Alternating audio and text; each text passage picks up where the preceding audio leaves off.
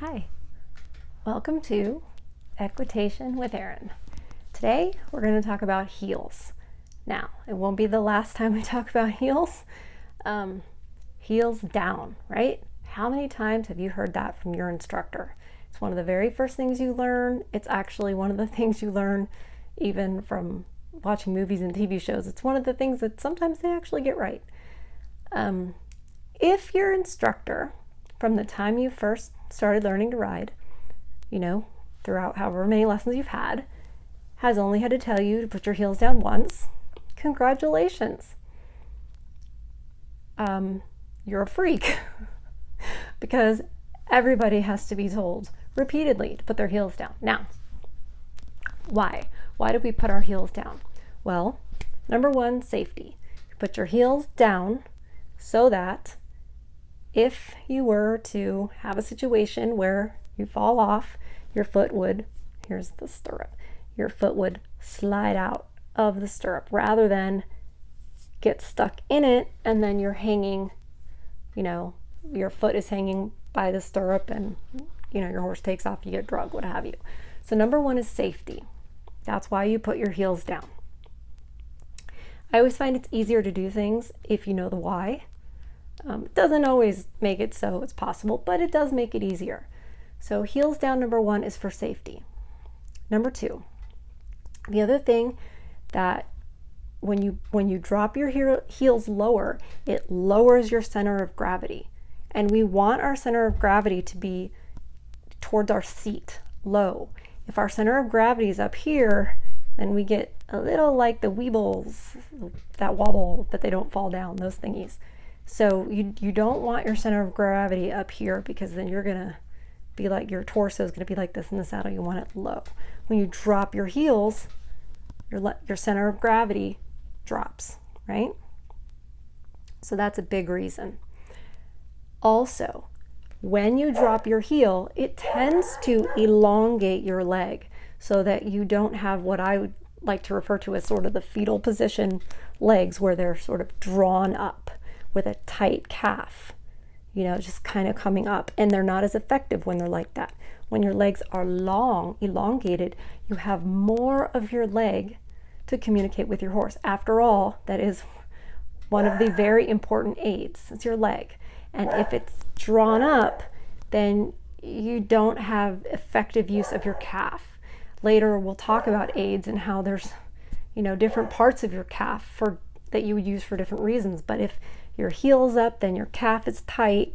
When you go to put your calf on, you're not able to separate the top part of your calf, the middle part of your calf, and then to use your heel on your horse, you can't even feel the difference because it's all tight. And once one thing is tight, it's a chain reaction. So elongating your heel helps to you think about elongating your heel. I mean, obviously that's not possible, but it doesn't matter. It's how you think of it. So think about elongating your heel and your whole leg draws downward without pushing, into your stirrups and bracing. We don't want that. You don't want to get your heels down by pressing on the ball of your foot to get your heels down. That's not how we want to do it. We want to allow the back of our heel, the back of our ankle, that Achilles tendon, we want that to stretch. If you wear high heels during the day or a lot, that's going to be tighter. So make sure that you do stretch that out. If you do wear high heels, I always saw a difference with my riders that had to, wear heels to work or whatever. I was like, stretch out your Achilles tendon and your calf to get your heels down. That's the other thing. If you're having trouble getting your heels down, it might not have to do with your heels at all. It could be that your calf muscle is tight and it's not allowing that to stretch. That could be it. Also keep in mind, remember, it starts here. We all learn differently. So some people, for whatever reason, like I said, we all learn differently. You say heels down and they want to get bracy. They want to push on the stirrup to get the heel down, force it down. And we don't want that. That'll cause a whole other range of issues. You'll get tight in your ankle, tight in your knee. It'll just make big problems. You don't want that. So, and you might think you're doing it. You might just be pressing on the ball of your foot and it's not even going down anyway.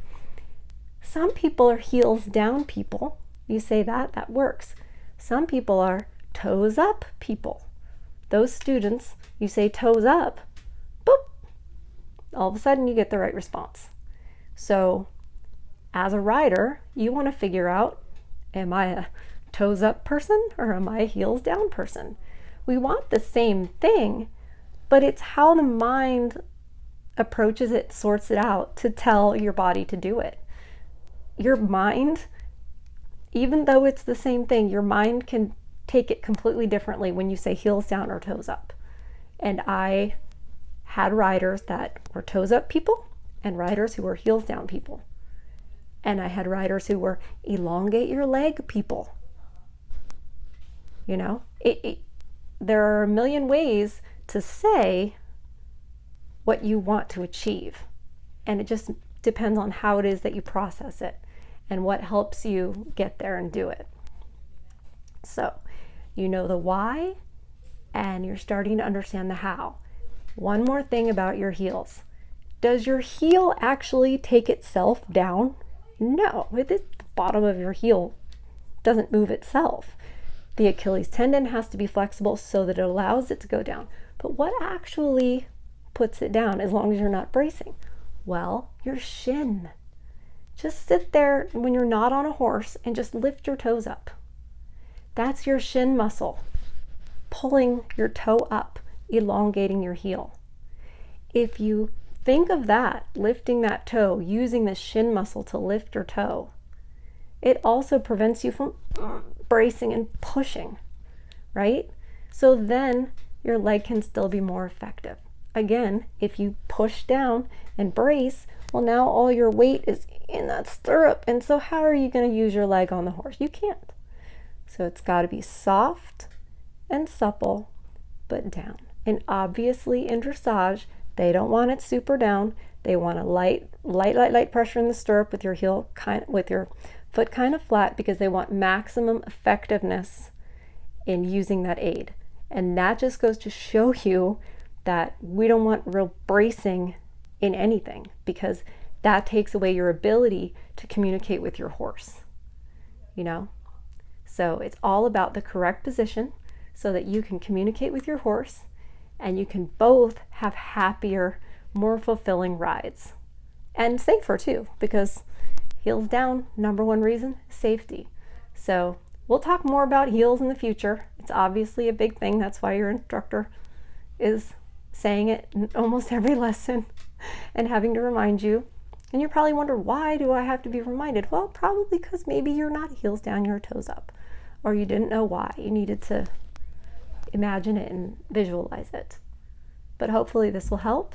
And like I said, we'll talk more about it in the future. Thanks. Please hit subscribe.